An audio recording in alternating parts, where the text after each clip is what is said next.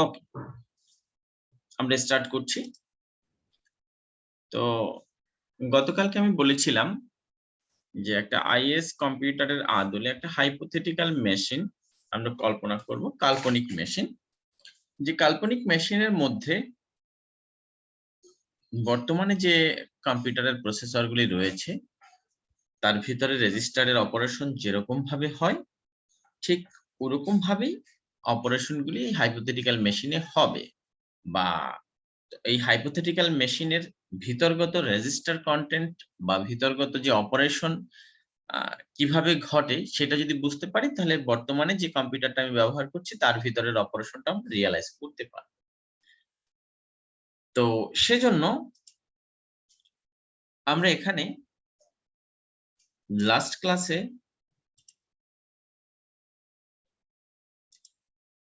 আমরা যে হাইপোথেটিক্যাল মেশিনটা নিয়েছিলাম, পিডিএফটা দেখা যাচ্ছে? হ্যাঁ, যে হাইপোথেটিক্যাল মেশিনটা আমি নিয়েছিলাম সেই মেশিনের মধ্যে ইনস্ট্রাকশনটা কত বিটের হবে, তার মধ্যে অপকোড কত বিটের থাকবে সেই সম্পর্কে ব্যাখ্যা করছিলাম। সেই ব্যাখ্যাটা আমি আবার রিপিট করছি যে এই হাইপোথেটিক্যাল মেশিনের ওয়ার্ড সাইজ হচ্ছে 16, যার মধ্যে 4টা বিট থাকবে অপারেশনাল কোড বা কন্ট্রোল সিগন্যাল জেনারেট করার জন্য। বাকি যে 12টা বিট থাকবে সেই 12টা বিট এই কন্ট্রোল সিগন্যাল কোন জায়গার ডাটার উপর কাজ করবে সেই জায়গাটা নির্দেশ করবে। তো এখন আমি ওই সময় আর একটা জিনিস বোঝানোর চেষ্টা করছিলাম, জায়গা এবং তার ভিতরের মানে কন্টেন্ট, জায়গার ঠিকানা এবং তার ভিতরের কন্টেন্ট, এই জিনিস দুটো আমাদের কাছে ক্লিয়ার হতে হবে। আর একটা জিনিস এখানে আমরা এই কম্পিউটার অর্গানাইজেশন আর্কিটেকচার এবং মাইক্রোপ্রসেসর যেখানে আমরা করব না কেন সেখানে যে নিউমেরিক ভ্যালুগুলি থাকবে বিশেষ করে অ্যাড্রেসিং এর জন্য, সেগুলিকে সাধারণত আমরা হেক্সাডেসিমাল ভ্যালু হিসেবে চিন্তা করব বা মনে রাখবো, যেখানে প্রত্যেকটা নিউমেরিক ভ্যালুর বিপরীতে 4টা করে বিট প্রকাশ করা হয়। 4টা বিটের মাধ্যমে প্রত্যেকটা ঠিকানা হোক বা ডাটা হোক রিপ্রেজেন্ট করা হয়। সো আমরা এইখানে যদি চিন্তা করে থাকি যে এই ঠিকানা 0 1 2 3 4 এভাবে করে করে এই মেমোরিটার সর্বোচ্চ ঠিকানা n-1। এখন n-1 এই নাম্বারটাকে বা এই নিউমেরিক ভ্যালুটাকে যদি আমি হেক্সাডেসিমাল দিয়ে রিপ্রেজেন্ট করতে চাই তাহলে এর বিপরীতে কয়টা বিট পাবো? প্রত্যেকটা নিউমেরিক ভ্যালুর বিপরীতে আমরা 4টা করে বিট পাবো। প্রত্যেকটা নিউমেরিক হেক্স ভ্যালুর বিপরীতে 4টা করে বিট পাবো। তাহলে আমার এই পাশের যে রাইট সাইডের যে নিউমেরিক ভ্যালুগুলি আছে এগুলি হচ্ছে তার ঠিকানাকে বোঝানোর জন্য। আর প্রত্যেকটা ঠিকানা আর একটা ঠিকানার থেকে ইনক্রিমেন্টাল ওয়েতে নিচের দিকে নামতেছে, যার মানে এই ঠিকানাটায় একটা বাইট রিপ্রেজেন্ট করবে, এই ঠিকানাটায় আর একটা বাইট রিপ্রেজেন্ট করবে। এখন এই ভিতরে যে 8টা বিট অবস্থান করার জায়গা রয়েছে সেই 8টা বিটের সমন্বয়ে যে ভ্যালুটা আবার তৈরি হবে সেটা 0-1 এর কম্বিনেশন নিয়ে যেটাই তৈরি হোক না কেন সেইটাকে বলছি আমরা ডাটা। এখন কম্পিউটারের যে অপকোড বা কন্ট্রোল সিগন্যাল জেনারেট করার জন্য যে কোড, সেই কোড যে কন্টেন্টের উপর নিয়ে কাজ করবে সেই কন্টেন্টটা থাকবে এই জায়গাটায় ভিতরে, কন্টেন্টটা থাকবে ভিতরে, বাট তার অ্যাড্রেসটা এই যে 0 1 2 3 লেখা আছে এই অ্যাড্রেসটা অপকোডের পাশেই উল্লেখ করা থাকবে। অপকোডের পাশেই উল্লেখ করা থাকবে বলতে এইখানটায় উল্লেখ করা থাকবে। জাস্ট এই অ্যাড্রেস ঘরে যে 12টা বিট থাকবে সেই 12টা বিটের সমন্বয়ে অ্যাড্রেস তৈরি হবে। জাস্ট এখানে আমি একটা এক্সাম্পল এখানে আর একটু বলার চেষ্টা করছি, দেখো বোঝা যায় কিনা। ইনসার্ট টেক্সট, আমরা যদি ইনসার্ট টেক্সট হয় না কেন, এইখানটায় এই জায়গাটায় যদি আমরা 0 নম্বর ঘরের ভ্যালুটাকে রাখতে চাই তাহলে আমার এখানে যে 12টা বিটের সমন্বয়ে যে ডকুমেন্টটা তৈরি হবে 12টা বিটের সমন্বয়ে আমার যে ঠিকানাটা তৈরি হলো সেই ঠিকানার বিপরীতে যা জমা থাকবে সেইটা এই অপকোড সেইটার উপরে কাজ করবে। যার মানে আমি 0তম সেলের কন্টেন্টকে যদি ডিনোট করি তাহলে এই অপকোডের জায়গায় কন্ট্রোল সিগন্যালটা লিখবো 0-1 এর কম্বিনেশন দিয়ে, আর ঠিকানাটা হবে এইটা। যদি 1 নম্বর জায়গার ভ্যালুটাকে আমি ডিনোট করতে চাই তাহলে এখানে 1 হবে। যদি 2 নম্বর জায়গার ভ্যালুটাকে ডিনোট করতে চাই তাহলে 2 এখানে হবে। আমরা কি বুঝতে পারছি এই ঠিক অ্যাড্রেসটা কি জিনিস? জি স্যার। ক্লিয়ার? এই অ্যাড্রেস উল্লেখ করব, কিন্তু এই অ্যাড্রেসের ভেতরে যে কন্টেন্টটা থাকবে, সে ফর এক্সাম্পল এই এখানে কন্টেন্ট হতে পারে 8 বিটের সমন্বয়ে 1010101010 এই, ঠিক আছে? বুঝতে পারছি 0তম সেলে যদি এই ভ্যালুটা থাকে, 0তম সেলে এই ভ্যালুটা আছে, এটা সমন্বয় যাই হোক না কেন সেইটা আমার 0তম সেলে আছে। তাহলে এই মুহূর্তে কাজটা কি হবে? অপকোড এখানে লিখবো, এখানে 12টা 0 লিখবো, রেজাল্ট হবে কার উপর ভিত্তি করে? এই কন্টেন্টের উপর ভিত্তি করে। দেখো এখন আমরা এখান থেকে বুঝতে চেষ্টা করছি। এখন এই হাইপোথেটিক্যাল মেশিন যেটা রয়েছে, হাইপোথেটিক্যাল মেশিনের মধ্যে ধরে নাও এখানে 4টা বিট দিয়ে আমরা এক একটা ইনস্ট্রাকশন তৈরি করব। এর মধ্যে যখন আমরা এই মেশিনটা তৈরি করেছি তখন বলে দিয়েছি যে 3টা 0 এবং একটা 1 যদি পাই তাহলে বুঝতে হবে মেমোরি থেকে অ্যাকুমুলেটরটাকে লোড করতে হবে। কি বললাম বুঝতে পেরেছি? এই ইনস্ট্রাকশনের ব্যাখ্যাটা কি? মেমোরি থেকে অ্যাকুমুলেটর যেটা আছে সেইটা মানে লোড হবে বা অ্যাকুমুলেটরের মধ্যে মেমোরির ডাটাটা ঢুকবে। অ্যাকুমুলেটর অ্যাসাইনড হবে বাই মেমোরি সেল। আমরা কি এইটুকু কন্টেন্ট বুঝতে পেরেছি? এই কথাটুকু আমাদের এই 4 বিটের সমন্বয়ে যে এক একটা অপকোড তৈরি করব, প্রত্যেকটা অপকোড প্রত্যেকটা থেকে ভিন্নতর। তো এক একটা অপকোড এক এক ধরনের কাজ করে। এখন এখানে আমরা এই 4টা বিটের সমন্বয় কত ধরনের কম্বিনেশন হতে পারে? প্রথমে 4টা 0, এখানে ধরে নাও এই 4টা 0 সমন্বয় বলা হলো যে আমার accumulator multiplied by memory content.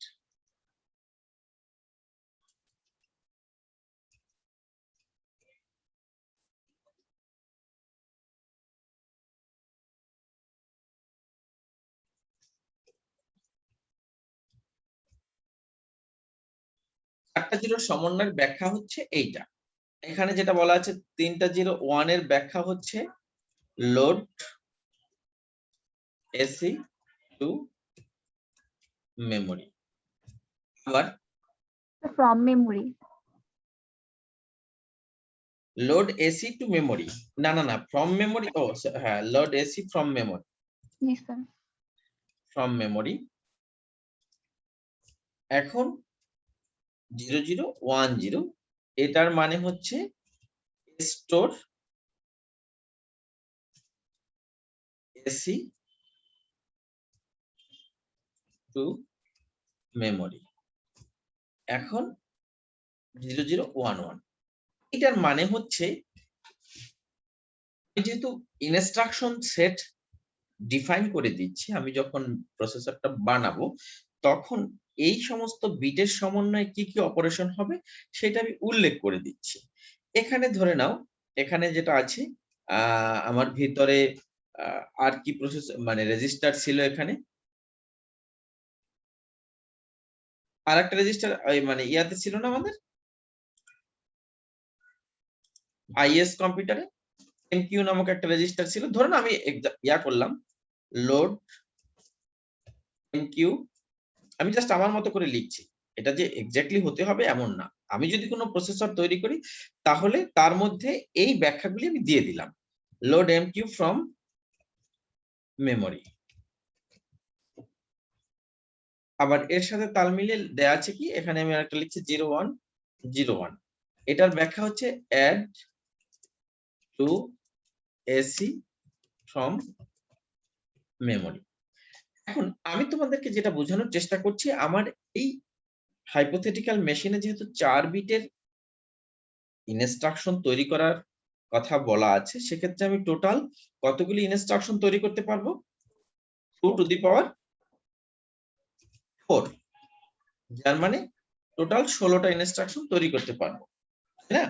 Total 16 different instruction. এখন এই 16টা ইনস্ট্রাকশন আমি টোটাল তৈরি করতে পারলেও যদি আমি তার মধ্যে এই 16 ধরনের অপারেশন করার হার্ডওয়্যার সার্কিটারি ম্যানেজ করে না দেই, তাহলে সে এই 16 ধরনের কাজ করবে না। তো এখন আমি যে এক্সাম্পলটার মধ্যে আছি, আমি হাইপোথেটিক্যাল মেশিন তৈরি করলাম, তোমাদের বইয়ের এক্সাম্পলটাই বিবেচনা করছি। এখানে আমার 3 ধরনের কাজ করার যোগ্যতাই মেশিনের মধ্যে রয়েছে।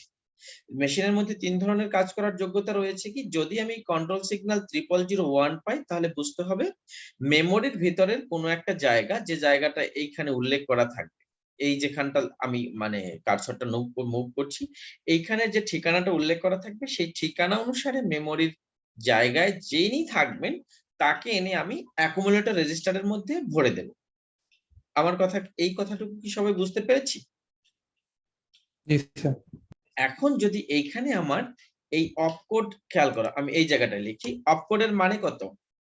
অপকোড এখানে 4টা সিগন্যাল, যদি ধরে নাও আমি মেমোরি থেকে অ্যাকুমুলেটরের মধ্যে আমি পুশ করতে চাচ্ছি, যদি পুশ করি তাহলে 0001 লিখতে হবে, অপকোড ব্যাখ্যা শেষ। এরপরে বাকি 12টা বিটকে কি দ্বারা আমি ডিফাইন করব? মেমোরির যে জায়গার ভ্যালুটাকে আমি অ্যাকুমুলেটরের মধ্যে ঢোকাতে চাচ্ছি, সেই জায়গাটার ঠিকানা উল্লেখ করতে হবে। ধরে নাও আমি এখন 3 নম্বর সেলের কন্টেন্টটাকে, 3 নম্বর সেল বলতে এইখানের, সরি আমার একটা ফোন আসছে, এক্সকিউজ মি।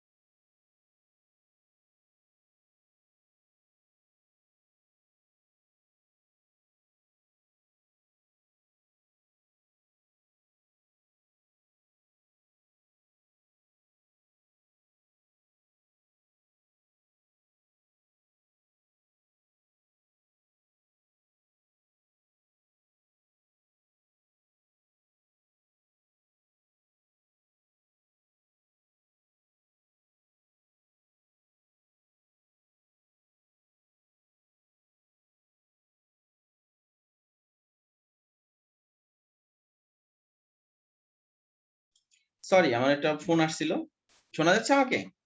জি স্যার।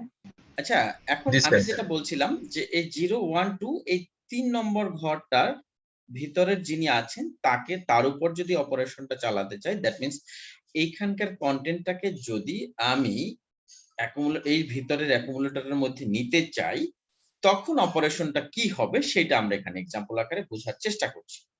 যার মানে কি দাঁড়াবে, এখানে 3 নম্বর ঘরটার ঠিকানাটা ডিপেন্ড করার জন্য কি করতে হবে, 4টা 0 উল্লেখ করতে হবে, 4টা 0 এই, ঠিক আছে, ক্লিয়ার? এই ঠিকানাটা আমি উল্লেখ করলাম। এখন এই ঠিকানায় এইখানে যদি থাকে 50, এই ঘরটায় এই জায়গাটা যদি আমার থাকে, সে ফর এক্সাম্পল একটা মানে ডেসিমাল ভ্যালু আছে, ধরে নাও সরি হেক্স ভ্যালু, যেহেতু 1 বাইটের ডাটা, 1 বাইটের ডাটা বলতে আমি কত লিখতে পারবো, কয়টা হেক্স ভ্যালু লিখতে পারবো, 2টা হেক্স ভ্যালু, তাই না? 55 যদি আমি লিখি বা 44 লিখি, যদি 45 লিখলাম, ঠিক আছে? তোমরা কি বুঝতে পারতেছো আমার কথাগুলি? জি স্যার, বুঝতে পারছি। এই ভিতরে তোমরা একটু রেসপন্স করো, না কিন্তু প্রবলেম। আমি যদি রেসপন্স না করো তাহলে আমি বুঝতে পারছি না যে তোমরা বুঝতে পারছো কিনা, কারণ এটা একটু ক্রিটিক্যাল বিষয়। তো এই জায়গাটা যদি 45 থাকে এবং সেই 45 কে যদি আমি এসির মধ্যে নিতে চাই, তাহলে অপারেশনটা যা হওয়ার কথা সেটা আমরা একটু এখানে দেখানোর চেষ্টা করছি। এখন এই ঠিকানাটা লিখলাম, কি উদ্দেশ্যে লিখলাম, কারণ হচ্ছে মেমোরির থেকে এসির মধ্যে ঢুকবে, দ্যাট মিন্স এটা হচ্ছে memory address.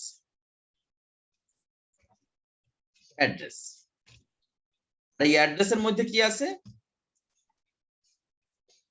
In this address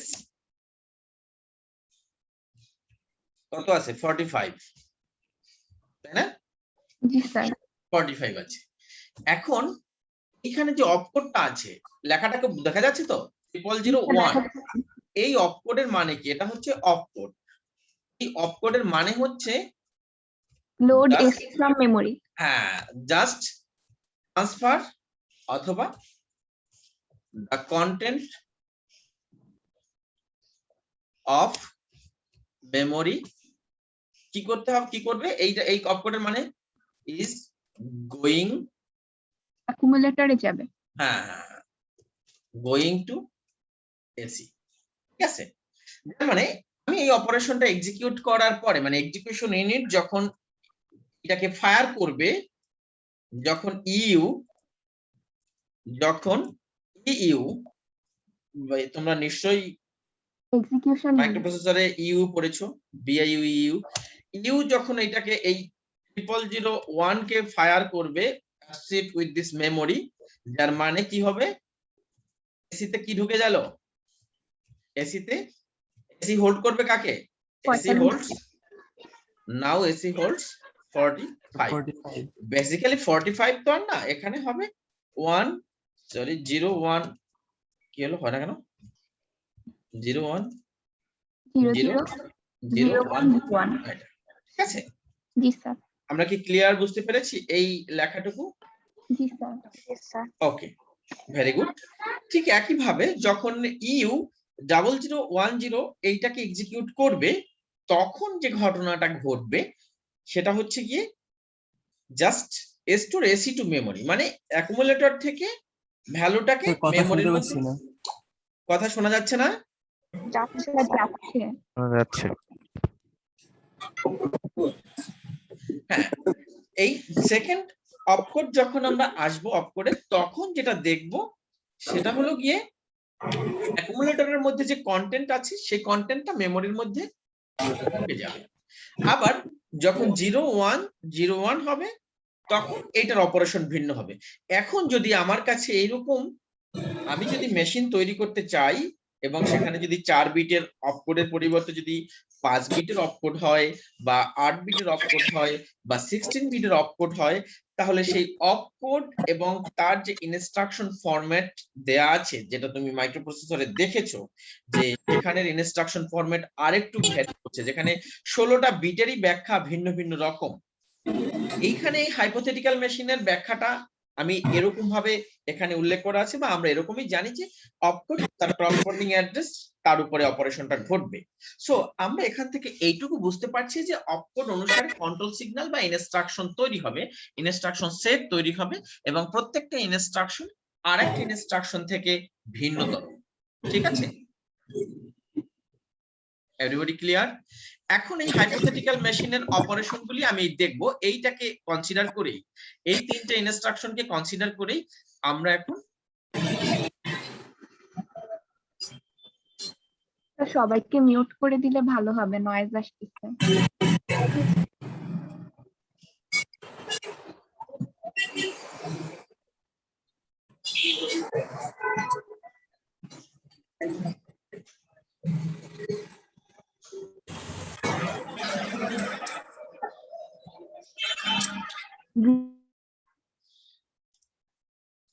hello,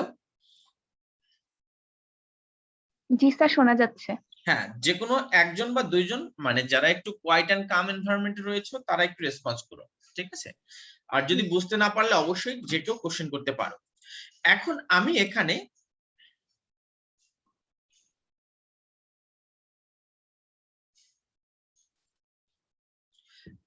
ওই হাইপোথেটিক্যাল মেশিনটাকে বিবেচনা করে কাজটা করতে চাই। কাজটা হলো গিয়ে এখানে তিনটা অপারেশন এক্সিকিউট করতে হবে। সেই অপারেশনগুলি রয়েছে যে প্রথমে আমাকে মেমোরি থেকে অ্যাকুমুলেটরের মধ্যে কন্টেন্ট ঢোকাতে হবে। দ্বিতীয় হচ্ছে অ্যাকুমুলেটরের মধ্যে কোনো একটা জায়গার কন্টেন্টকে যোগ করতে হবে। আবার তৃতীয় হচ্ছে সেই কন্টেন্ট যোগ হওয়ার পর রেজাল্টটাকে কোনো একটা মেমোরিতে রাখতে হবে। তাহলে তিনটা অপারেশনের কথা আমি বললাম। কি বললাম? এইখানে যে তিনটা অপারেশন আমি দেখিয়েছি, এই তিনটা অপারেশনের মধ্যে কি ছিল? Load AC from memory, store AC to memory, add AC from memory. এই তিনটাকে আমি ব্যবহার করে একটা অপারেশন করব। অপারেশনটা কি? একটা প্রোগ্রাম আর কি লিখতে চাচ্ছি। প্রোগ্রামটা হচ্ছে গিয়ে দেখো, প্রোগ্রামটা কি হচ্ছে যে আমাদের টার্গেট হচ্ছে ফার্স্ট মেমোরি থেকে এসি তে লোড করো, মেমোরি টু এসি, লোড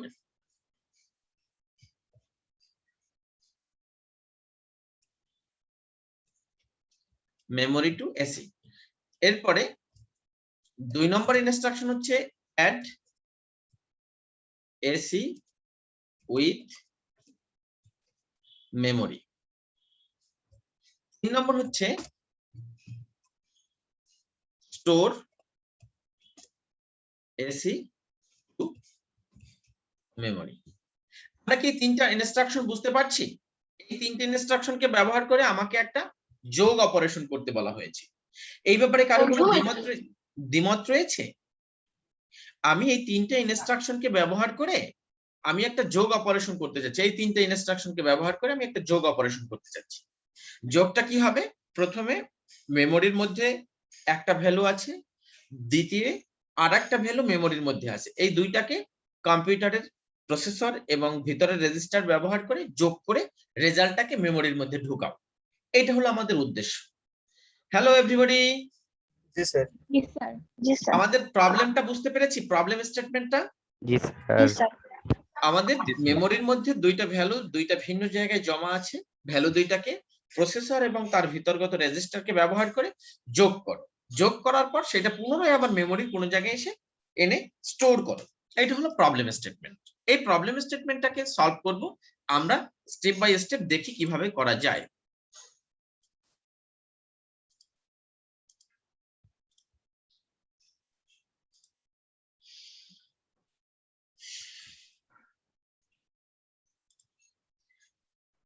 এখন এখানে দেখো,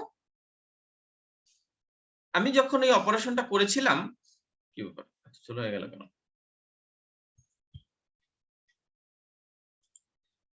এইখানে কম্পিউটারের ভিতরের প্রসেসরের স্ট্রাকচারটা বা প্রসেসরের ভিতরের কন্টেন্ট যা আছে সেটা আমরা এখানে টেবুলার ফরম্যাটে দেখানোর চেষ্টা করছি।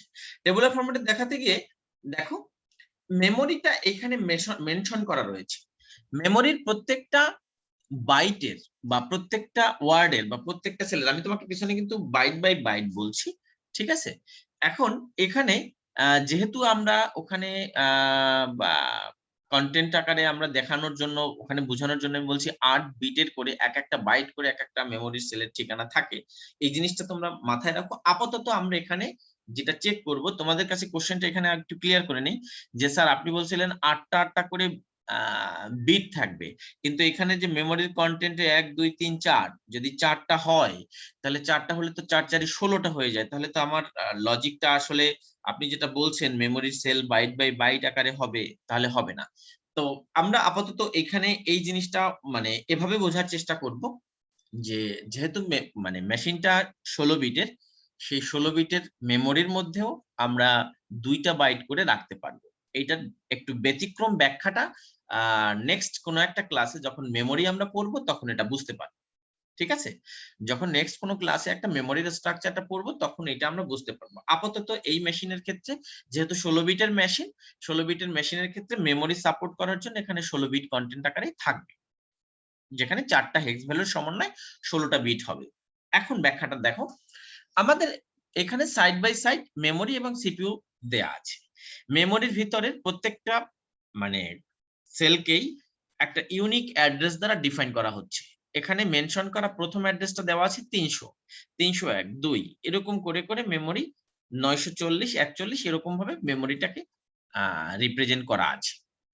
এখন আমি জানি আমার কম্পিউটারের মধ্যে program counter, accumulator, MQ, IR, IBR, MAR এই সমস্ত রেজিস্টার গুলি রয়েছে। তো এই অপারেশন করার ক্ষেত্রে MAR, MBR, memory buffer register, memory address register, এই দুইটার কন্টেন্ট গুলি রিপ্রেজেন্ট করা হয় না, কারণ এটা হয় নাই।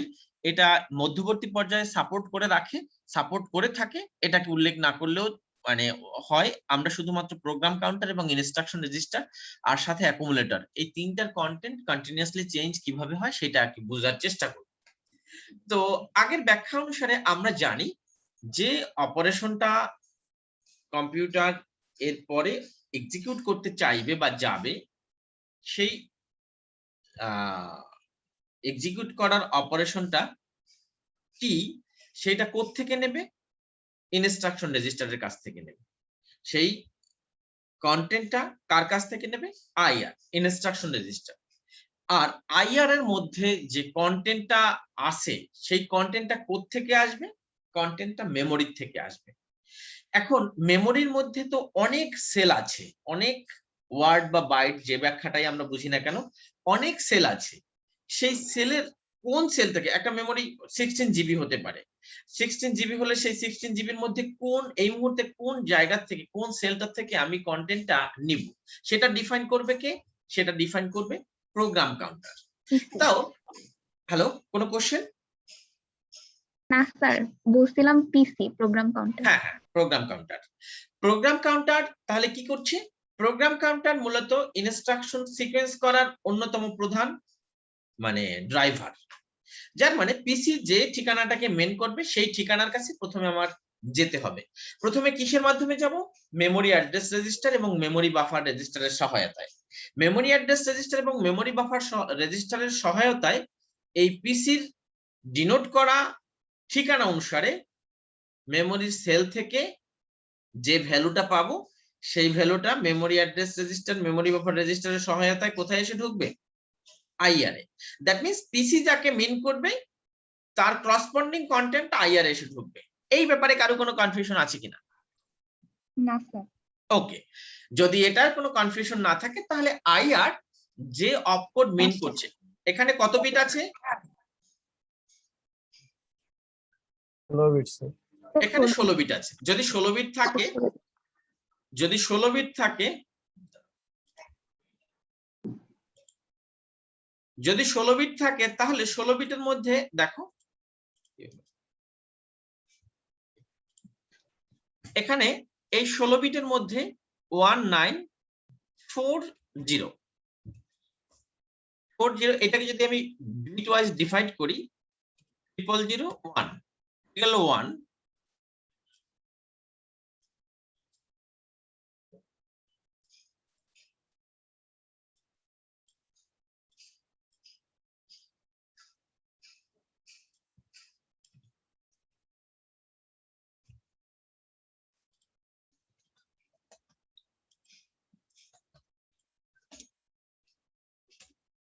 পিসির মধ্যে সরি আইআর এর মধ্যে টোটাল কতগুলি বিট জমা থাকবে?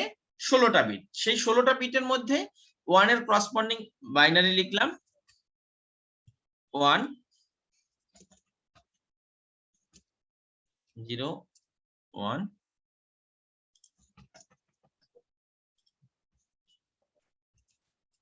কিন্তু এটা হচ্ছে কন্টেন্ট অফ আইআর।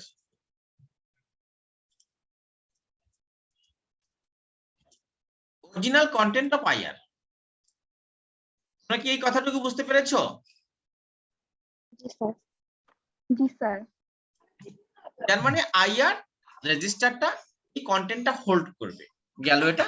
এখন আইআর এর কন্টেন্ট যখন সে এক্সিকিউশন ইউনিটের কাছে ট্রান্সফার করলো, এক্সিকিউশন ইউনিটের ভিতরের স্ট্রাকচারটা এমন ভাবেই ম্যানুফ্যাকচারিং কোম্পানি তৈরি করে দিয়েছে যার প্রথম 4টা বিট সে ব্যবহার করবে কন্ট্রোল সিগন্যাল জেনারেট করার জন্য। সে প্রথম 4টা বিট নিয়ে নিল। এই 4টা বিট সে নিয়ে নিল কেন? এই 4টা বিটের বিপরীতে কি কন্ট্রোল সিগন্যাল হলো সেটা সে তৈরি করলো। তৈরি করে সে বুঝে গেল যে না, এখন এই কন্ট্রোল সিগন্যালের ব্যাখ্যাটা হচ্ছে যে আমার পরবর্তী যে 12টা বিট আছে সেই 12টা বিট যে ঠিকানাটাকে মিন করছে সেই ঠিকানার ভ্যালুটাকে এনে এসির মধ্যে ঢুকাই দেব। কি বললাম বুঝছি? জি স্যার। এই 12টা বিট যে ঠিকানাটাকে মিন করবে সেই ঠিকানার মধ্যে কন্টেন্টটাকে এনে আমি এসির মধ্যে এনে ঢুকিয়ে দেব। তাহলে এই ঠিকানা কত? 940। এই 940, এই 940 এর ভিতরের কন্টেন্ট আছে কত? 0003। সেই 3টাকে এনে এসির মধ্যে ঢুকিয়ে দিল।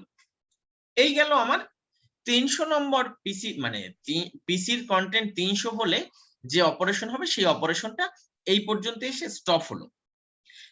আমার কাজ শেষ। এক্সিকিউশন ইউনিট তার অ্যাসাইন সমস্ত কাজ শেষ করে ফেলেছে, কারণ এর মধ্যে আর অন্য কিছু উল্লেখ নেই। জাস্ট মেমোরি থেকে ভ্যালুটা এনে এসিতে ঢুকিয়ে দাও। এরপরে নেক্সট ইনস্ট্রাকশন কি আছে, সেই ইনস্ট্রাকশনটা আমি কোথায় পাবো? সেই ইনস্ট্রাকশনটা কি এই মুহূর্তে প্রসেসরের মধ্যে কোথাও আছে? নেই, কোথাও নেই। তাহলে এটা কিভাবে আসবে? যখনই সে পিসি থেকে এই 300 কন্টেন্ট বিশিষ্ট ভ্যালুটাকে আইআর এর মধ্যে নিয়ে আসলো, সাথে সাথে পিসি থেকে কন্টেন্টটাকে চেক করে মেমোরির কাছে আসার সাথে সাথে পিসি কে এক করে ইনক্রিমেন্ট করে ফেলবে। যদি আমার ইনস্ট্রাকশন এক্সিকিউশন সিকোয়েন্সিয়ালি হয়ে থাকে, কথাটা আমি ভালো বুঝতে পারলাম। আমি ব্যাখ্যাটা একটু দিচ্ছি। এই আইআর এর কন্টেন্ট এখানে 1 যেটা আছে, এই 0001, এইটার ব্যাখ্যা যদি হয় গো টু, এই অ্যাটেনশন প্লিজ, কথাটা একটু ভালো করে শোনো। 0001, এই মুহূর্তে 0001 এর ব্যাখ্যা হচ্ছে এসির কন্টেন্টকে মেমোরির কোনো ভ্যালু দ্বারা অ্যাসাইন করো বা মেমোরির কোনো কন্টেন্টকে এসিতে নাও। কিন্তু ওই প্রসেসর তৈরিকারী কোম্পানি যদি বলে দিত 0001 এর মানেই হচ্ছে গো টু অ্যাড্রেস,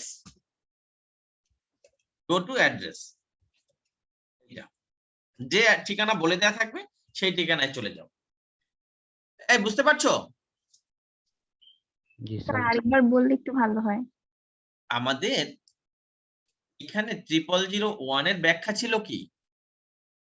মেমোরির কোনো ভ্যালু এসিতে এনে এসিতে যাবে। প্রবেশ করা।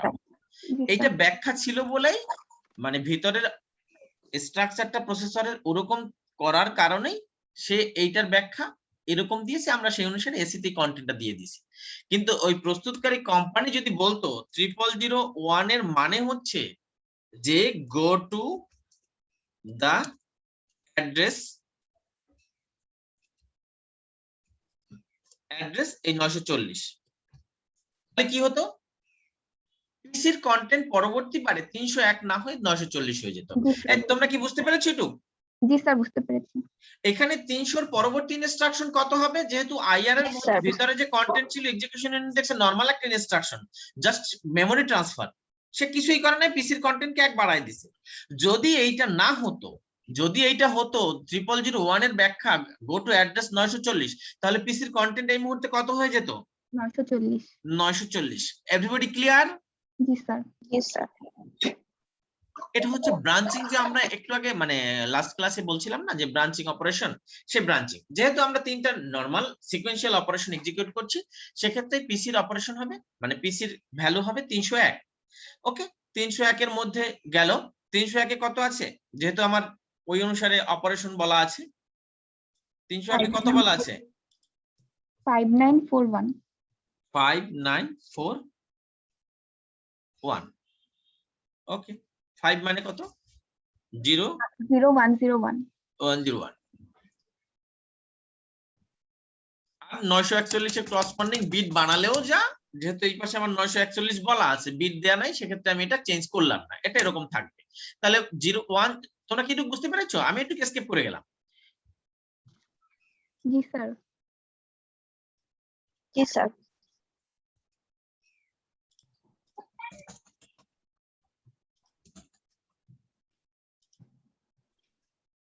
ওকে, তাহলে এই 5 এর ব্যাখ্যাটা কত এখন? তাহলে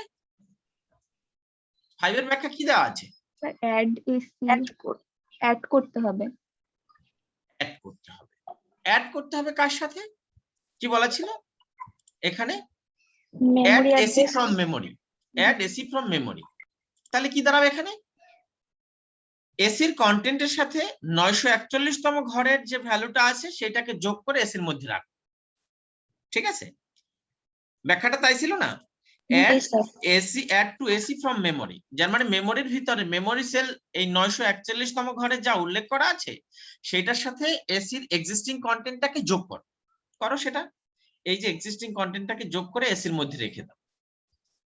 এই যোগ অপারেশন হয়ে গেল, এক্সিকিউশন হয়ে যাওয়ার পর সে কিন্তু সে পিসির কন্টেন্টটা চেঞ্জ করে ফেলছে, কারণ সিকোয়েন্সিয়াল। যদি এক্সিকিউশন করতে গিয়ে দেখে যে না ঘটনা ভিন্ন, যে আমাকে ট্রান্সফার করতে হবে বা গো টু স্টেটমেন্ট টাইপের কিছু একটা আছে, তখন সে পিসির কন্টেন্ট সেই অনুসারে চেঞ্জ করবে।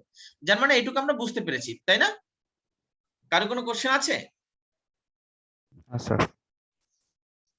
এরপরে পরবর্তী অপারেশন করার জন্য 301 ইনক্রিমেন্ট হয়ে 302 হবে। 302 তে আসো।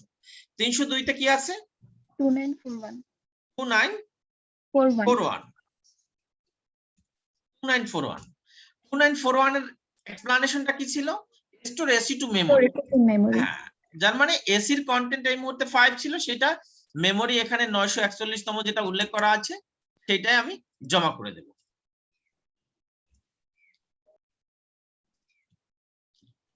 এই 2 এর ব্যাখ্যা হচ্ছে 0010।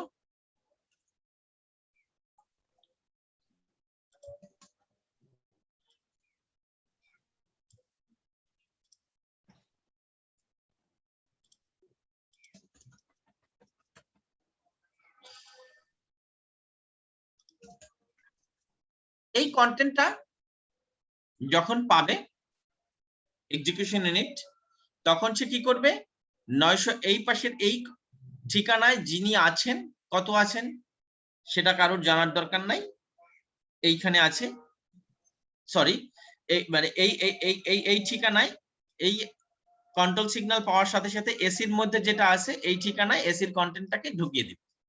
ঠিক আছে, 2 এর মানে কি? এসির কন্টেন্টটাকে মেমোরিতে লোড করো। কোন জায়গায়? এই জায়গায়। তাহলে এখন কোশ্চেন হচ্ছে এই জিনিসটুকু বুঝতে কারো কোনো কনফিউশন রয়েছে কিনা? যদি থাকে তাহলে আমাকে জিজ্ঞেস করো, কারণ পরীক্ষায় কিন্তু এই বিষয়টা আসবে। স্যার এখন একেবারে পুরো বিষয়টা আবার একটু যদি রিভিউ করতেন। একেবারে পুরো বিষয় আমাকে প্রথম হচ্ছে প্রবলেম স্টেটমেন্টটা দেখি। প্রবলেম স্টেটমেন্টটা হচ্ছে গিয়ে আমি লিখি, প্রবলেম হচ্ছে জাস্ট ডু অ্যাডিশন, যোগ কর, একটা যোগ করতে হবে। শর্ত হচ্ছে কি? ডু অ্যাডিশন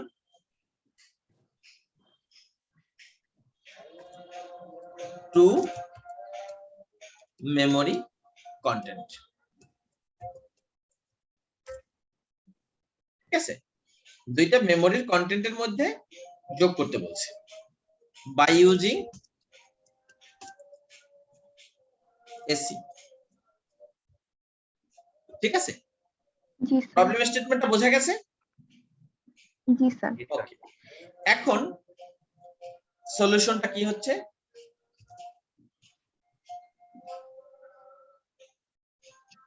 ইনস্ট্রাকশন সেট কি আছে, 4 bit instruction set.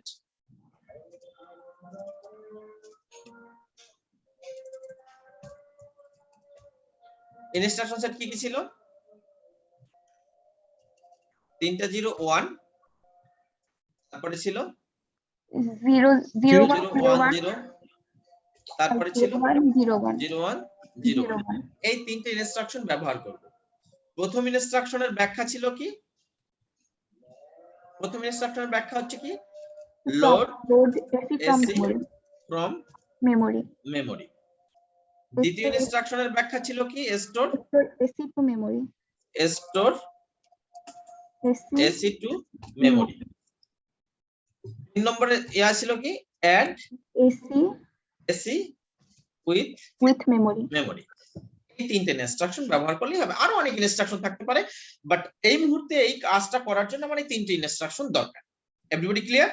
Yes, sir. এই কাজটা করার জন্য তিনটে ইনস্ট্রাকশন দরকার, এটা আমরা বুঝে গেছি। যার মানে আমি যখন প্রোগ্রামটা লিখবো তখন আমাকে কি কি জানতে হবে, এইটা জানতে হবে, আর কোন জায়গায় জমা আছে সেটা জানতে হবে। আমি রাইট? মেমোরির কোন জায়গার ভ্যালুটাকে আমি যোগ করতে চাই সেটা তো আমাকে বলে দিতে হবে, আন্দাজে তো সে করতে পারবে না।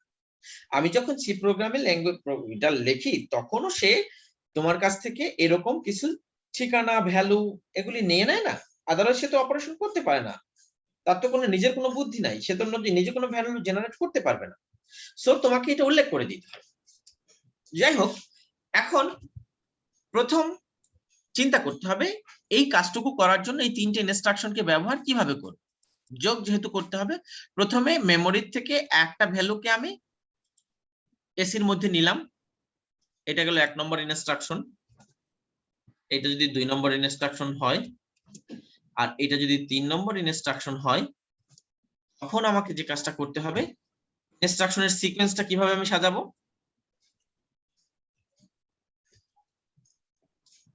এক্সিকিউশন সিএনএ এক্সিকিউশন সিকোয়েন্সটা কি রকম হবে বলতো?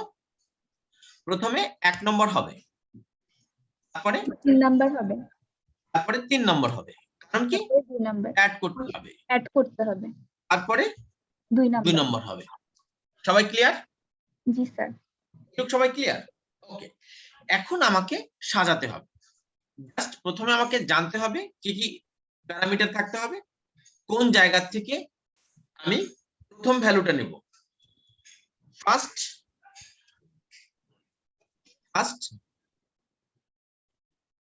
অপারেন্ড লোকেশন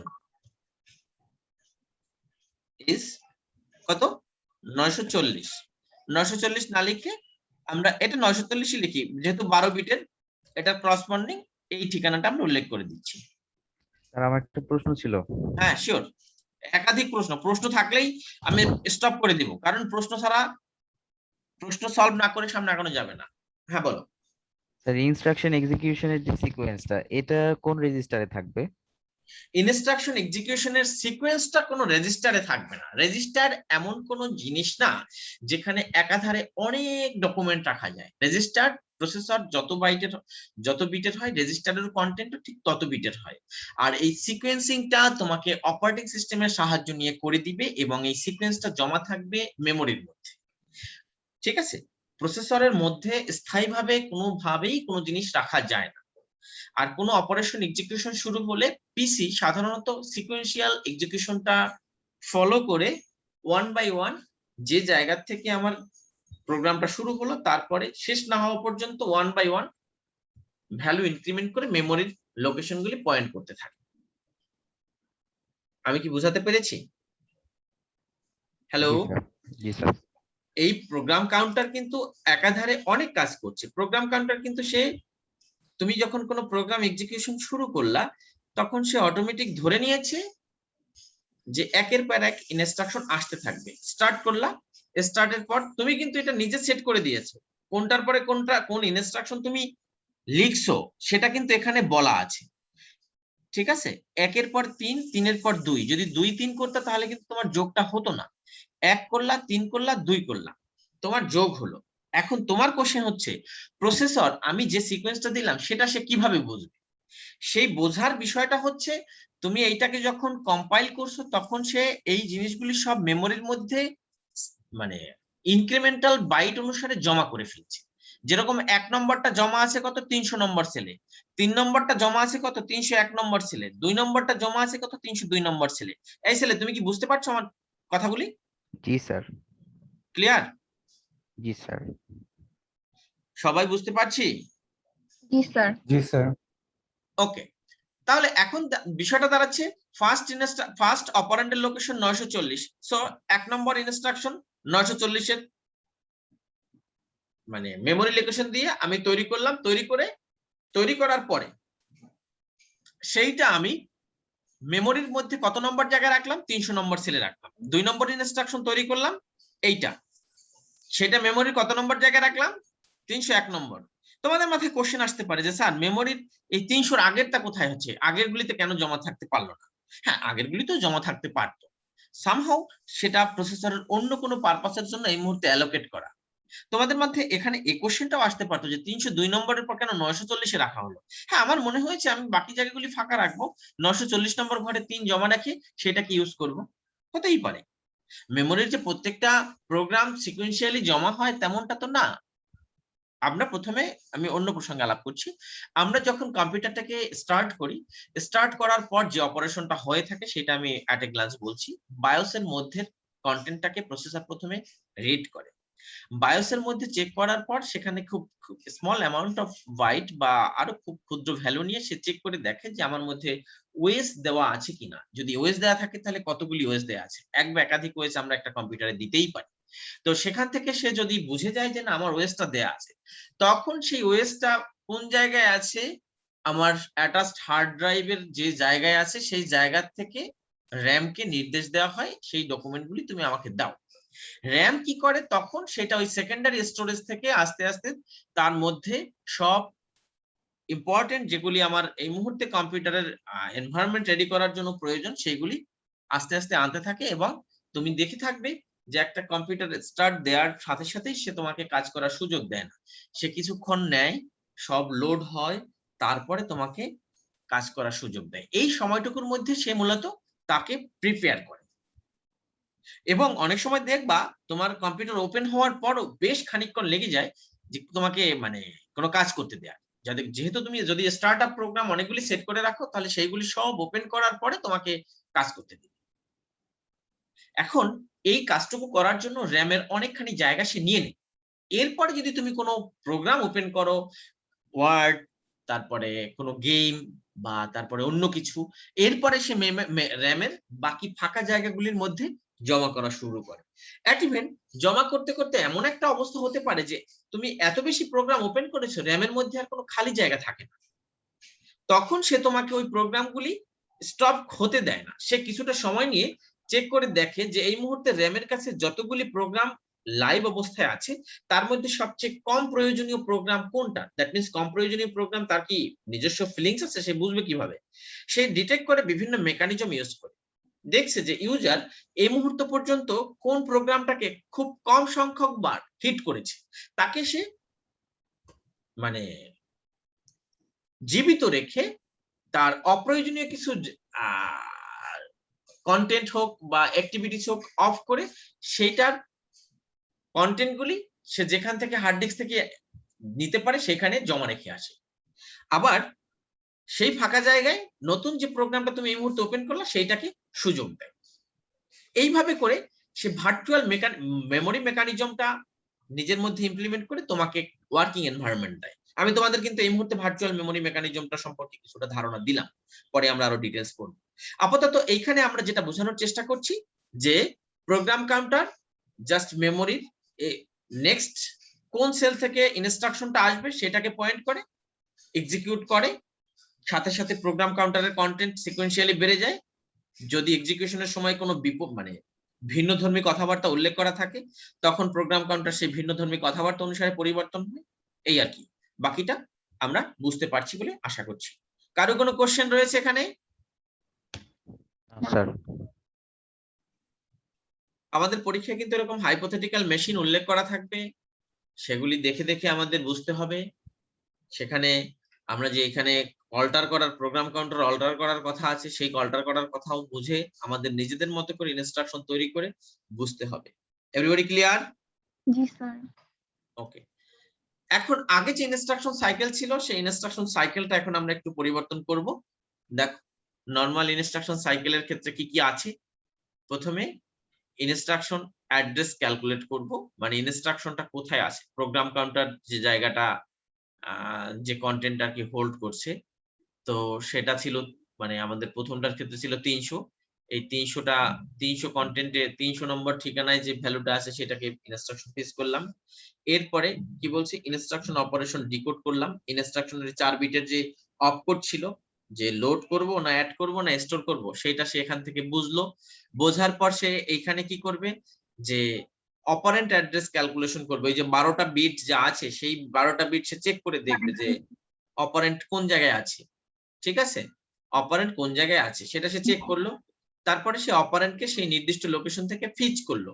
যদি সেখানে মাল্টিপল অপারেন্ট হয়ে থাকে তাহলে মানে মাল্টিপল টাইম এই জিনিসটা রিপিট হবে। এরপরে সমস্ত অপারেন্ট রেডি, সবাই অ্যাভেলেবেল, তখন সে প্রসেস করবে, মানে এক্সিকিউট করবে, ফায়ার করবে। ফায়ার করার পর রেজাল্টটা জমা রাখবে কোথায়, তার জন্য সে আবার অ্যাগেন অপারেন্ট অ্যাড্রেস ক্যালকুলেট করবে। ক্যালকুলেট করার পর সেই অপারেন্ট অ্যাড্রেস ক্যালকুলেট হওয়ার পর মানে রেজাল্ট যেখানে জমা রাখার প্রয়োজন সেইখানে সেই জায়গাটা ক্যালকুলেট করবে, করার পর সেইটাকে জমা করে ফেলবে। ঠিক আছে, জমা করার পর এখানে সে রিটার্ন করলো, return for string or vector data. যদি আমার এরকম কনজিকিউটিভলি কোনো ভেক্টর অপারেশন বা স্ট্রিং অপারেশন থাকে তাহলে আবার এখানে অপারেন্ট অ্যাড্রেস ক্যালকুলেশনে যাবে। যদি সেটা না হয় তাহলে আমাদের পরবর্তী ইনস্ট্রাকশন যেটা আছে 301 নম্বর, একটু আগে যেটা বোঝানোর চেষ্টা করছিলাম, সেটার জন্য সে অপারেশন শুরু করবে। এখন কোশ্চেন হচ্ছে যে এটা গেল সিকোয়েন্সিয়াল একটা এক্সিকিউশনের চিত্র। যদি এমন একটা এক্সাম্পলের কথা চিন্তা করা হয় যে তুমি একটা কম্পিউটার দিয়ে কাজ করছো, এই মুহূর্তে একটা ইনস্ট্রাকশন আসলো, প্রিন্ট করো অথবা স্ক্যান করো অথবা কিবোর্ড থেকে ইনপুট প্রদান করো। তিনটা অপারেশনের কথা আমি বললাম। এই তোমরা কি আমার সাথে আছো না হারিয়ে গেছো? জি স্যার। আছি। জি স্যার আছি। আমরা একটা এক্সাম্পলের কথা চিন্তা করছি। এই মুহূর্তে আমি একটা প্রিন্ট কমান্ড দিতে চাই বা দিলাম, অথবা স্ক্যান কমান্ড দিলাম, অথবা একটা ইনপুট কমান্ড মানে কিবোর্ড ইনপুট দিলাম। যদি আমি কিবোর্ড ইনপুট দেই অথবা প্রিন্ট কমান্ড দেই, প্রিন্ট কমান্ড একসাথে 1000 পেজ দিলাম বা 500 পেজ দিলাম, তোমার কম্পিউটারের মধ্যে যদি এই ইন্টারাপ্ট, এটা তো একটা ইন্টারাপ্ট, ইন্টারাপ্ট শব্দটার মানে কি, বাংলা হচ্ছে জাস্ট খানিক বিরক্ত করা। খানিক বিরক্ত করা শব্দটাও ভালো গেল না, তুমি একটা ছন্দপতন ঘটানোটাই হচ্ছে ইন্টারাপ্ট। ছন্দপতন, বিরক্ত যাই, ছন্দপতন কিরকম, যে ধরে নাও আমি হাঁটছি হাঁটছি হাঁটছি, পিছন থেকে মানে ক্লাস নিয়ে আমি বেরোয় যাচ্ছি, খুব ফ্লো দ্রুত বেরোয় যাচ্ছি, হঠাৎ করে কেউ একজন মানে দাঁড়িয়ে বললো স্যার, তাহলে কি হবে, আমি কিছুটা হলো আমার স্বাভাবিক গতিটাকে থামবো, দাঁড়াবো, তোমাকে শুনবো। ইন্টারাপ্টও ঠিক কম্পিউটার ক্ষেত্রে এরকম। কম্পিউটার স্বাভাবিকভাবে কাজ করছে কাজ করছে কাজ করছে, যদি সেই কাজের ধারাবাহিকতাটাকে যদি তুমি ব্রেক করো তখনই ইন্টারাপ্টটা ঘটবে। কাজের ধারাবাহিকতাটাকে যদি তুমি ব্রেক করো তখনই ইন্টারাপ্ট ঘটবে। এখন কাজের ধারাবাহিকতাটাকে বিঘ্ন ঘটানোটা কি ভালো না খারাপ? হ্যালো স্টুডেন্ট, ভালো খারাপ তো স্যার এইভাবে বলা যাবে না। যদি প্রিন্ট করতে হয় অথবা ইনপুট নিতে হয় তাহলে অবশ্যই ইন্টারাপ্ট করতে হবে। Absolutely right. যদি আমি ইন্টারাপ্ট না করি, ভালো খারাপ এইভাবে বলা যাবে না। এটা যেমন ঠিক তেমনি কম্পিউটারের ইন্টারাপ্ট না থাকলে কম্পিউটারের সুবিধার থেকে অসুবিধা বেশি হবে। কেন বেশি হবে? ইন্টারাপ্ট যদি আমি হ্যান্ডেল করতে পারি প্রপারলি তাহলে সেটা অবশ্যই আমাদের জন্য ভালো, কিন্তু হ্যান্ডেল যদি ঠিকমতো না করতে পারি তাহলে সেটা অবশ্যই আমাদের জন্য খারাপ। মাঝে মধ্যে এরকম ইন্টারাপশন ঘটার কারণে কম্পিউটার হ্যাং হয়ে যায়, আমরা আর কোনো কিছু চলতে পারি না।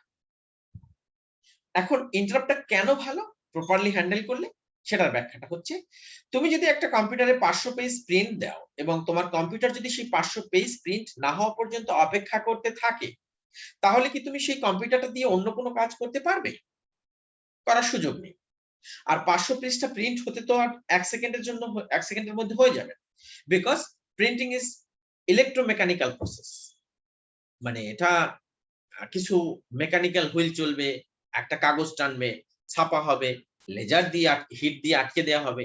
এই প্রসেস করে টোরে তোমাকে 500 পেজ প্রিন্ট করতে বেশ খানিকক্ষণ সময় লাগবে। আর এই বেশ খানিকক্ষণ সময় কি তোমার কম্পিউটারটা ওই প্রিন্টিং এর জন্য ওয়েট করবে? নিঃসন্দেহে না। তো এই জন্য আমাদের ইন্টারাপ্ট হ্যান্ডেলটা অনেক ইম্পর্টেন্ট। তবে ইন্টারাপ্ট প্রপারলি হ্যান্ডেল না করতে পারলে মানে প্রবলেম হয়। তো যাই হোক, আমরা প্রপারলি হ্যান্ডেল না করা বা করার বিষয়টা একটু পরে দেখছি। এখানে ইন্টারাপশন ব্যাখ্যাটা দেখো, mechanism by which other module may interrupt normal sequence of processing. Normally input আউটপুটটা এই ইন্টারাপশনটা ঘটিয়ে থাকে। তোমাদের কাছে কি কোনো এরকম রিয়াল এক্সাম্পলের সম্মুখীন হয়েছো যে এখানে ইন্টারাপ্ট ঘটেছে, বলতে পারবে এরকম কেউ? স্যার কিরকম? তুমি কম্পিউটার চালাতে চালাতে এমন কোন ইনসিডেন্ট কি তোমার লাইফে ঘটেছে যেখানে ইন্টারাপ্টটা ঘটেছে? আমি যে প্রিন্টিং এর কথা বললাম, স্ক্যানিং এর কথা বললাম, অন্য কোনো এক্সাম্পল দিয়ে কেউ বোঝাতে পারবা, বলতে পারবা? স্যার যখন কোনো অ্যাপ ওপেন করি তখন সেটা লোড হয় এবং দেখা যায় যে অন্য কোনো কাজ করতেছে না। হুম, স্যার এখানেও তো একটি ইন্টারাপশন হয়। অ্যাপ ওপেন করলা, ইন্টারাপশন হয়। ওকে, আর কেউ?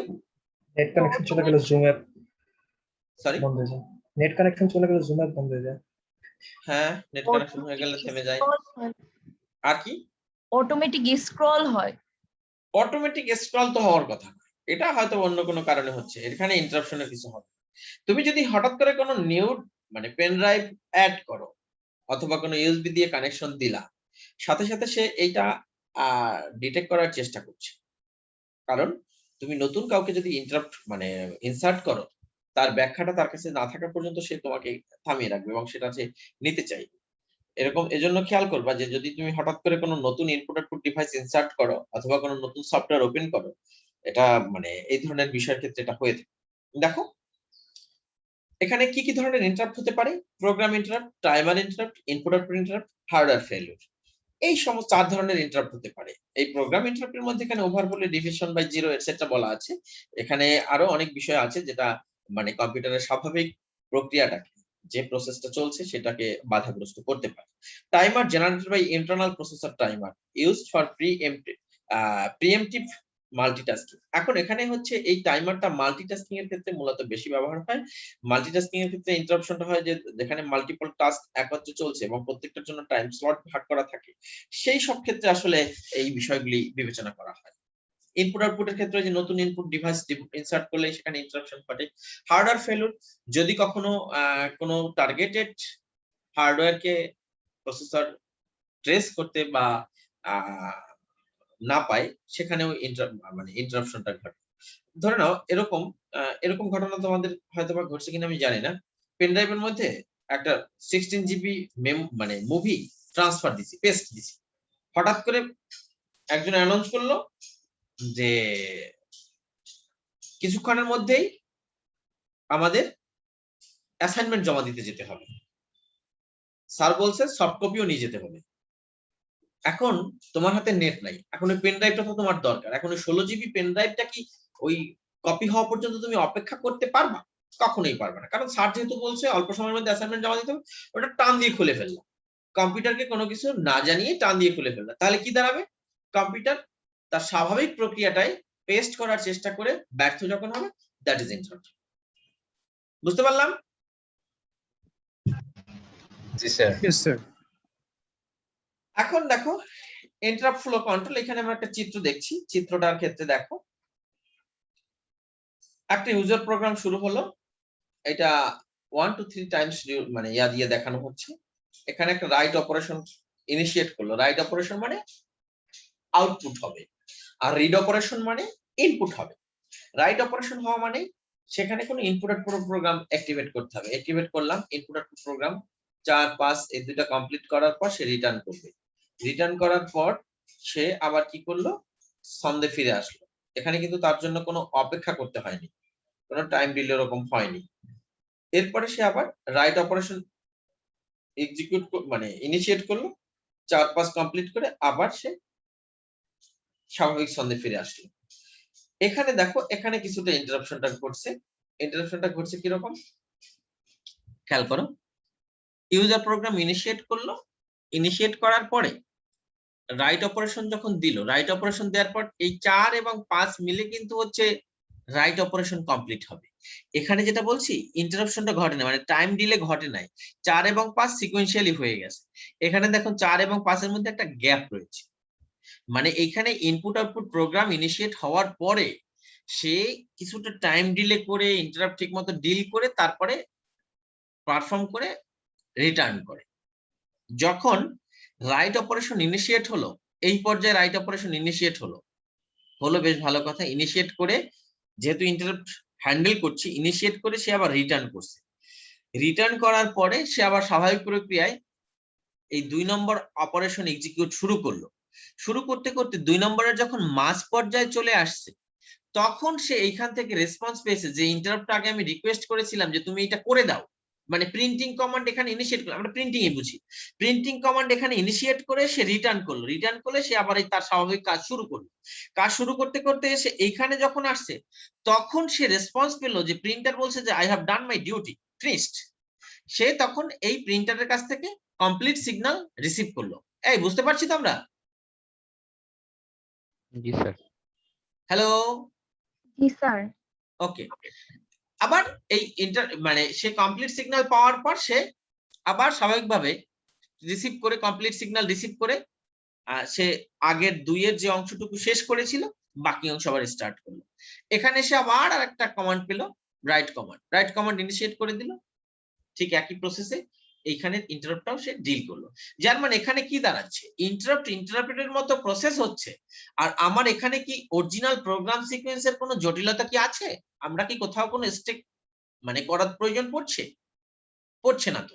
কেন পড়ছে না? একের পর সে ইনিশিয়েট করে 4 শুরু করে দিল, 4 এর মতো করে করছে, এটা তার ডিউটি। আর আমি কি করলাম, 2 নম্বর ধরেই শুরু করে দিলাম, 2 নম্বর ধরে শুরু করে কিছু অংশ শেষ করলাম, 2 এর অর্ধেক অপারেশন শেষ করলাম। আবার সে এখান থেকে ইন্টারাপ্ট হ্যান্ডলার সে রেসপন্স করলো যে না, I have done my duty, তখন সে আবার স্বাভাবিকভাবে কাজ শুরু করলো। ঠিক আছে?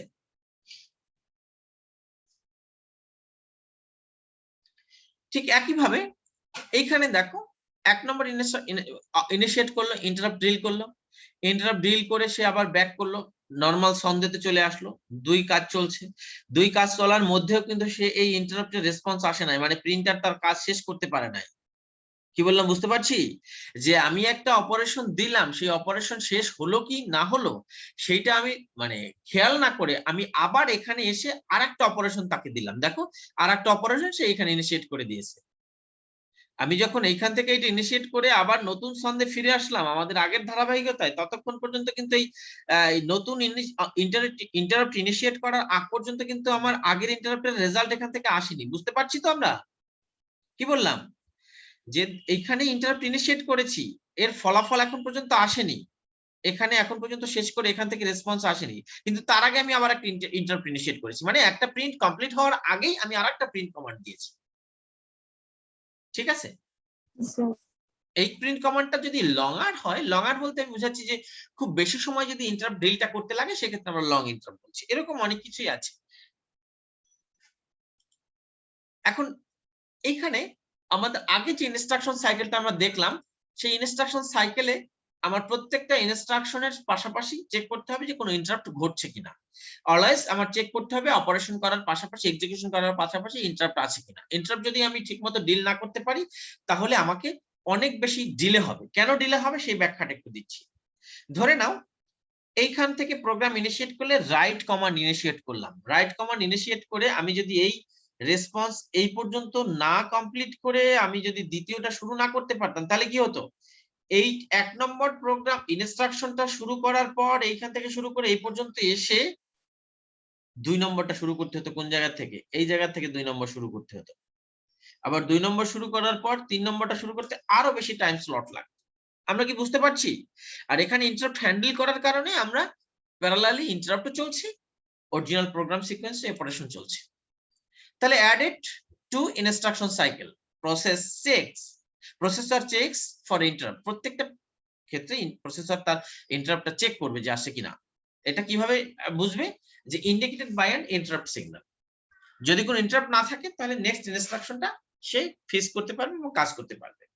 যদি ইন্টারাপ্ট থাকে, পেন্ডিং থাকে, মানে ইন্টারাপ্ট যদি থাকে, ইন্টারাপ্ট পেন্ডিং বলতে আমি বিষয়টা বোঝাতে চাচ্ছি, ধরে নাও এক্সাম্পলটা এরকম ভাবে বোঝানো যায় কিনা দেখো, যে আমি ক্লাসে পড়াচ্ছি, পড়ানোর ধারাবাহিকভাবে পড়াচ্ছি, এর মধ্যে হঠাৎ করে একজন আমাকে জিজ্ঞেস করলো, স্যার আমার একটা জিজ্ঞাসা আছে।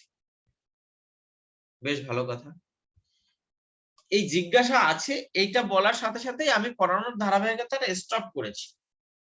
স্টপ করার পরে তোমার কোশ্চেনের উত্তর দিচ্ছি যে মুহূর্তে, ঠিক সেই মুহূর্তে আরো দুইজন স্টুডেন্ট হাত জাগিয়ে বসে আছে, তাদেরও কিছু কোশ্চেন তৈরি হয়েছে।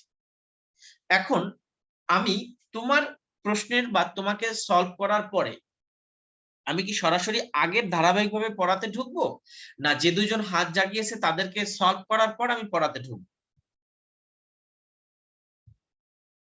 যে দুজন হাত জাগিয়েছে তাদেরকে সলভ করার পর আমি পড়াতে ঢুকবো। তাহলে কি দাঁড়াবে, তোমাকে সলভ করার পরে আমি চেক করে দেখবো অন্য কোনো ছাত্র বা ছাত্রীর প্রশ্ন আছে কিনা, যদি থাকে তাহলে তাদেরকে সলভ করতে হবে। যার মানে আমি যদি তাদেরকে নজর দিই তাহলে আমার ওই সাসপেনশনটা কিন্তু কন্টিনিউশন চলছে, যে না আমি যে পর্যায়ে পড়া স্টপ করেছিলাম সেই পর্যায়ে আমি স্টপই আছি, আমি এদেরকে সলভ করব। এখন এখানে কম্পিউটারের ক্ষেত্রে যে বিষয়টা হবে, যে কম্পিউটারের এক একটা ইনস্ট্রাকশন এক্সিকিউশন করার সাথে সাথে সে কন্টিনিউয়াসলি চেক করবে যে না আমার এই মুহূর্তে নতুন কোনো রিকোয়েস্ট বা ইন্টারাপশন আছে কিনা। সে হাতের কাজটা শেষ করবে এবং শেষ করার পর চেক করবে নতুন ইনস্ট্রাকশন নেওয়ার আগে যে আমার অপারেশন নেক্সট ইনস্ট্রাকশন নিব না ইন্টারাপ্টটা চেক করব। Suspend execution of current program, set context, set PC to start address of interrupt handler routine, process interrupt, restore context and continue interrupt program. এই লাইন কটা আমাকে ভালো করে বুঝতে হবে। আমি যদি তোমাকে ক্লাসের পড়ার মাঝখানে পড়ানো স্টপ করে তোমার প্রশ্নের উত্তর দিই, তোমাকে সলভ করি, এরপর আরো দুজনকে সলভ করার পরে আমি যদি ওই ক্লাসের শুরু যেখান থেকে করেছিলাম, যে টপিক যে কথাবার্তা দিয়ে, সেইখান থেকে যদি আমি আবার শুরু করি, তাহলে বিষয়টা হবে কি যে আমি তোমাকে এসে তোমাতে বা তোমাদেরকে এসে ইন্টারাপশন ঘটার পর আর আমি আর সামনে আগাতে পারবো না। কারণ প্রত্যেকবার আমি শুরু থেকে ক্লাসের শুরুতে যেখান থেকে স্টার্ট করেছিলাম সেখান থেকে স্টার্ট করে তুমি আসার পর্যন্ত স্টপ হয়ে যাব, আবার রিপিট করে শুরু থেকে আসবো। তাহলে কি করতে হবে, আমি যে পর্যায়ে এসে তোমার কোশ্চেনটা নিয়েছিলাম সেই পর্যায় পর্যন্ত আমার কোনো না কোনো ভাবে মনে রাখতে হবে, অথবা হোয়াইট বোর্ডে লিখে রাখতে হবে। যে কোনো ভাবে আমাকে যে পর্যায়ে এসে স্টপ করেছিলাম ঠিক ওইখান থেকে আমার ক্লাসটা রিজিউম করতে হবে। যদি আমি ওইখান থেকে ক্লাসটা রিজিউম করতে না পারি তাহলে আমার প্রসেস করা বা ক্লাসের মানে যে আগানোর বিষয়টা সেটা কখনো ওরকম ভাবে হবে না। এই জন্য বলা হচ্ছে যে suspend execution of the current program. আমি এই মুহূর্তে যে টপিকটা পড়াচ্ছি সেটা স্টপ করব, যেখানে স্টপ করেছিলাম সেই স্টপ করার পজিশনটাকে আমি সেভ করব এবং আমার ভিতরের যে মাইন্ড সেটআপটা সেটাকে চেঞ্জ করে তোমার কোশ্চেনের দিকে কনসেন্ট্রেশন করব। That means set PC to start address of interrupt handler. তুমি যে আমাকে ইন্টারাপ্ট করেছো সেটা কোন টপিক বা কোন কোশ্চেনের আলোকে সেটাকে আমি কনসেন্ট্রেট করব। এরপর তোমার প্রশ্নটা সলভ করব। এরপরে তোমার প্রশ্ন সলভ করার পরে আমি কি করব, এই যেখানে আমি সেভ কনটেক্সট করেছিলাম, যেখানে আমি পড়ানো স্টপ করেছিলাম সেইখান থেকে আমি আবার স্টার্ট করব। ঠিক আছে, যে প্রোগ্রামটা যে টপিকটা আমি স্টপ করেছিলাম সেই প্রোগ্রামটা আমি আবার বা সেই টপিকটা আমি আবার রিজিউম করব। এই আমরা কি এই পয়েন্ট কয়টা বুঝেছি ভালো করে? জি স্যার, বুঝতে পেরেছি। কারো কোনো কোশ্চেন রয়েছে কি? না স্যার। ওকে, এখন এই পর্যন্ত রাখলে হতো না? হ্যাঁ হতো। এই বাবা আমি তো ক্লাস শেষ করতে পারবো না, তোমাদের নিয়ে তো একটু ঝামেলার মধ্যে পড়ে গেছি। আচ্ছা শোনো, তোমাদের 14 তারিখে আমি আর ক্লাসটা নিব, এর মধ্যে আর ক্লাস নিতে পারবো না, বুঝছো? জি স্যার, ঠিক আছে। ওকে ঠিক আছে, তাহলে আমরা এখন অ্যাটেন্ডেন্সটা নেই। জি স্যার। 9 তারিখ। ওকে, একটু অ্যাটেন্টিভ থাকো। আজকে তো মনে হয় অনেক প্রেজেন্ট আছো, 38 জন দেখলাম একবার। হ্যাঁ, response to your roll call. Roll number 2, 3, 4, Yes, sir. Yes, sir. 8. Roll number 8, Arif Shahriar. 9. Yes, sir. 11. 12. 13. Yes, sir. 16. Yes, sir. 17. 18. 20. Yes, sir. 24. Present, sir. 25. Present, sir. 28. Yes, sir. 29. Yes, sir. 32. Yes, sir. 37. Yes, sir. 39. Present, sir. 40. আর 40 ছিল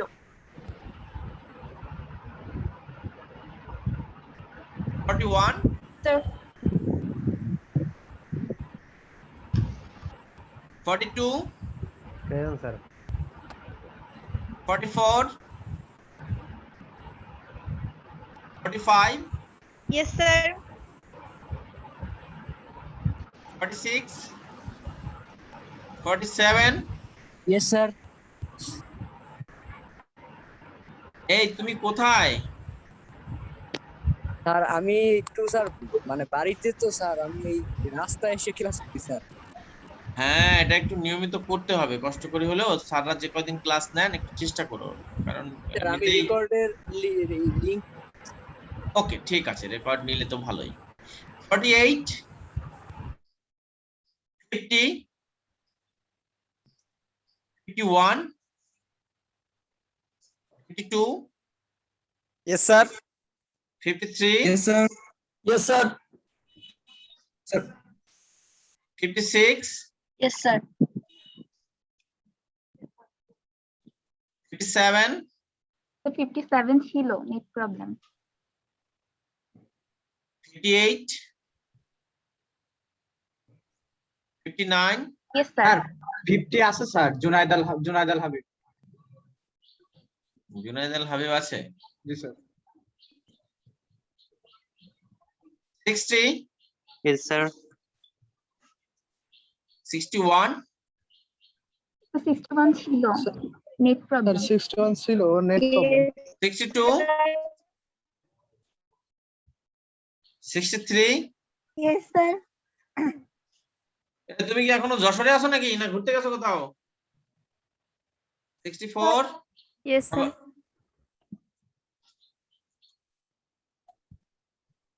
65. 66. জামাতুল বাবু কোথায়? 67. Present sir 68. Yes sir. 69. 71. 71 ও ছিল, current চলে গেছে। 16. 18. 16. 39. 54. Yes. 56. Yes, sir. 71. 71. ওকে ঠিক আছে, thank you. আর কেউ বাকি আছে নাকি? একটু দেখো তো নিচ থেকে, একটু দেখো নিচ থেকে চেক করে দেখো।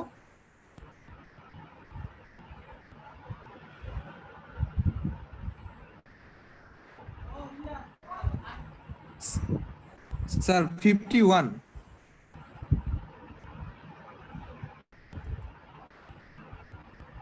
আর কেউ আছো দেখো তো, যারটা সেই দেখো।